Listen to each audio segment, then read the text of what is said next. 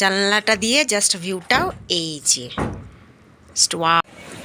এখানে ফাঁকা আছে।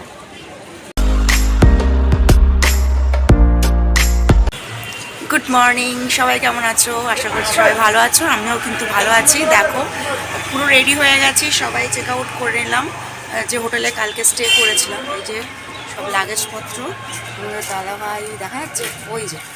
তো সবাই রেডি হয়ে গেছে, এখন বেরোচ্ছি। কোথায় যাচ্ছি বলো তো? গ্যাংটক, যেটার জন্য এখানে আসা। শিলিগুড়িতে কেন এসেছিলাম হ্যাঁ এটার জন্যই আজকে এসেছি। তো চলো সবাই মিলে রওনা দিয়ে দিই, আর বাকি ট্রিপটা আমাদের সাথে থেকেও, আশা করছি ভালো লাগবে। শিলিগুড়ি টু গ্যাংটক তোমাদের সামনে তুলে ধরার চেষ্টা করছি। চলো সাথে থেকেও কিন্তু সারাদিন। এখন একটু চা নেবো, চা খাবো, তারপরে বেরিয়ে পড়বো।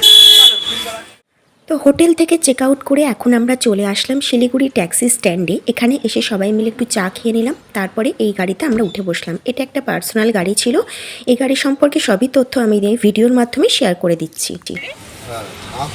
দেখো আমরা সবাই বেরিয়ে পড়েছি। এই যে আমরা পিছনে তিনজন বসেছি মিডল সিটে, আর সামনে ওইখানটায় ভাই আছে আরেকজন হয়েছে। চলো পুরো শিলিগুড়ি টু গ্যাংটক শেয়ার করছি তোমাদের সাথে।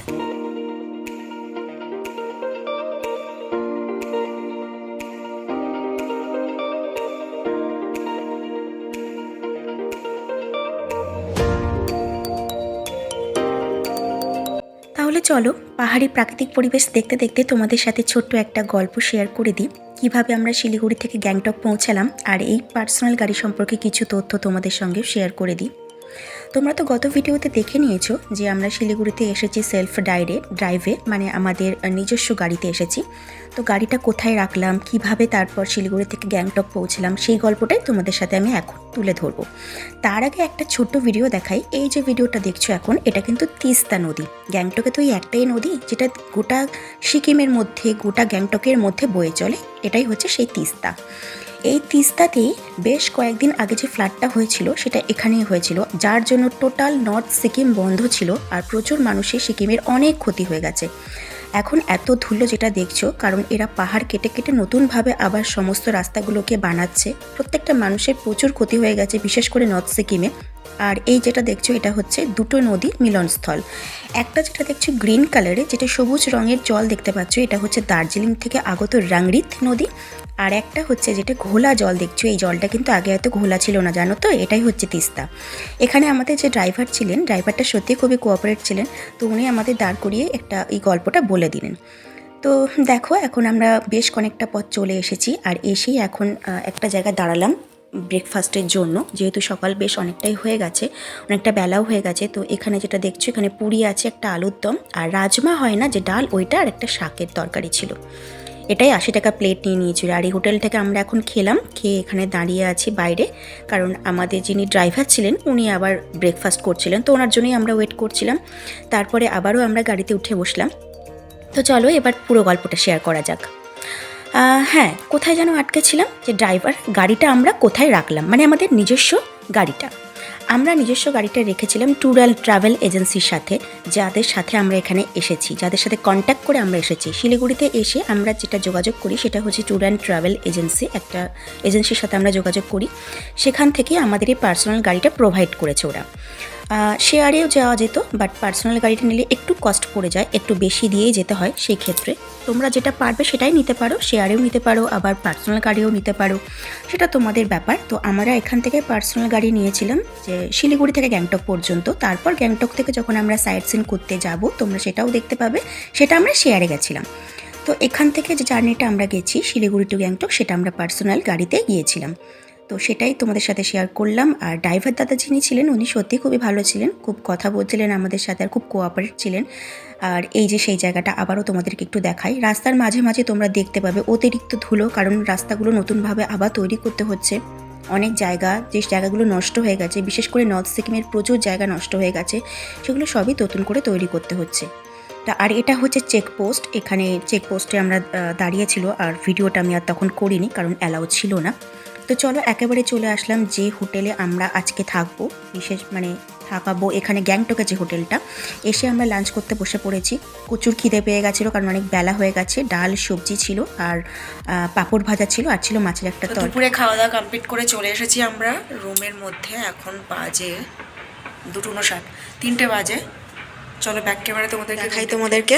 এইটা আমাদের রুম, এই যে এখান দিয়ে এন্ট্রান্স, আর এই যে টোটাল রুমটা। এখানে ডবল বেডের একটা রুম নিয়েছি আমরা, টোটাল রুমটা এই। আর এখানে একটা টিভি আছে, এখানে একটা ছোট্ট ক্যাবিনেট আছে।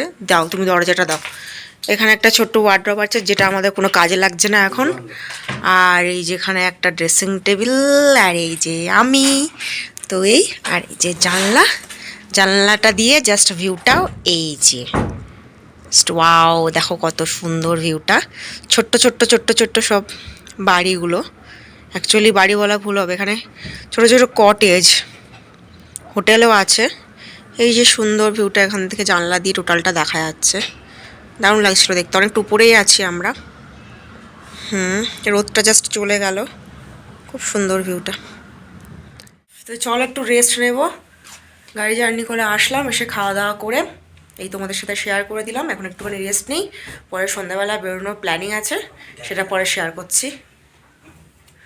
আর এই যে বাবু, খুব ঠান্ডা লাগছিল। আমারও লাগছে, বাট স্নান করলাম, ফ্রেশ না হলে প্রচণ্ড প্রবলেম হয় স্নান ফান না করলে। করে নিলাম। তো চলো একটু রেস্ট নিই, পরে তোমাদের সাথে আবার কথা বলবো। পরে আসছি আবার, সন্ধ্যাবেলার দিকে বেরোনোর প্ল্যান আছে, তখন একেবারে আসি। হ্যালো, গুড ইভিনিং সবাইকে। বেরিয়ে পড়লাম হোটেল থেকে। তো এখন প্রায় 7টা বাজে, 6:37। তো এখন যাচ্ছি আমরা মেমজি মার্গের দিকে। তো চলো পুরোটাই তোমাদের সাথে শেয়ার করব, সাথে থাকো, আশা করছি ভালোই লাগবে। চলো, এখান থেকে বেশিটা ডিস্টেন্স না, মানে আমাদের হোটেলে যেখানে আমরা আছি সেখান থেকে খুব একটা বেশি ডিস্টেন্স নয়, মাত্র 5 মিনিটের রাস্তা। আর আমরা যে হোটেলে আছি, হোটেল থেকে বেরোলেই চারপাশে ক্যাফেটেরিয়া, বিভিন্ন হোটেল, সব কিছু ভর্তি। মেবি হয়তো এমজি মার্গের কাছে বলেই, কারণ এমজি মার্গ গ্যাংটকের একটা নাম করা জায়গা, তার জন্যই হয়তো সব কিছু কাছাকাছি। আমাদের কোনো এমনি অসুবিধাই হয়নি, আর এমজি মার্গটা খুব কাছে ছিল। সত্যিই ভীষণ সুন্দর একটা জায়গা। তো দেখো বন্ধুরা, এত সুন্দর লাগছে সন্ধ্যাবেলা, বিশেষ করে এখান থেকে দিনের বেলা কিন্তু আমরা ক্রস করেছি। দিনের বেলা যখন ক্রস করেছি না, তখন কিন্তু এতটা সুন্দর লাগে না দেখতে, যতটা না সন্ধ্যাবেলা লাগে। আর প্রত্যেকটা মানুষ এখানে এসে বসে গল্প করছে, কেউ ছবি তোলে, নিজেদের মতন করে টাইম স্পেন্ড করে, দেখতে সত্যিই খুব ভালো লাগছিল। আর আমরাও নিজেদের মতন করে টাইম স্পেন্ড করেছি, প্লাস মোমো খেয়েছি।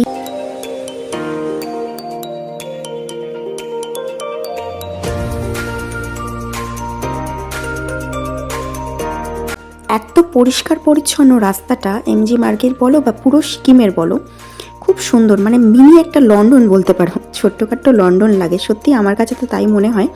খুব সুন্দর জায়গাটা, এত সাজানো গোছানো, সন্ধ্যাবেলাটা সত্যিই সুন্দর লাগে।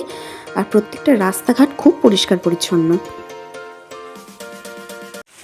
জাস্ট দেখো ভিউটা, পিছনের ভিউটা কত।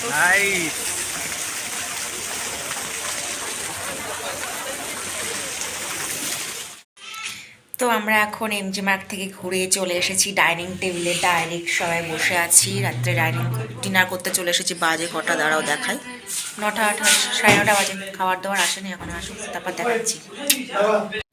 তো দেখো, চলে এসেছে আজকে আমাদের ডিনার। এখানে আছে গরম গরম ভাত, ডাল, ভেন্ডি আলুর তরকারি, পাঁপড়, পেঁয়াজ, আর ছিল চিকেন। তো এটা ছিল আজকে আমাদের ডিনার। আর এখানে এটা কিন্তু টোটালটাই প্যাকেজের মধ্যে। তো সম্পূর্ণ ভিডিওটা কেমন লাগলো প্লিজ তোমরা জানিও। আর পরের একটা সুন্দর নতুন ভিডিওর জন্য অপেক্ষা করো। ততক্ষণ পর্যন্ত সবাই ভালো থেকো, সুস্থ থেকো। Good night, tata.